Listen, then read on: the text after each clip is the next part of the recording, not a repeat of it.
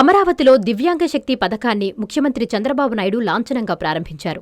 ఈ పథకం ద్వారా రాష్ట్ర వ్యాప్తంగా దివ్యాంగులకు ఆర్టీసీ బస్సుల్లో ఉచిత ప్రయాణ సౌకర్యం అందుబాటులోకొచ్చింది.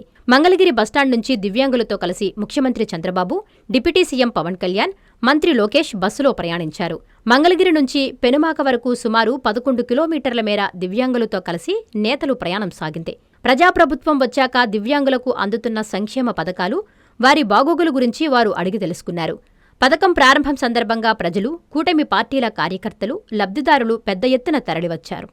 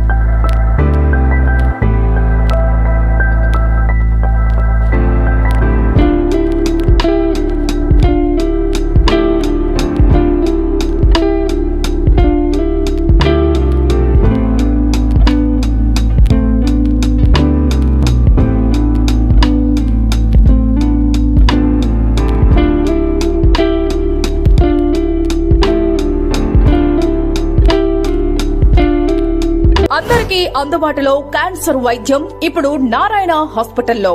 డిపార్ట్మెంట్ ఆఫ్ అంకాలజీ, మా అంకాలజీ నిపుణుల వైద్య బృందం.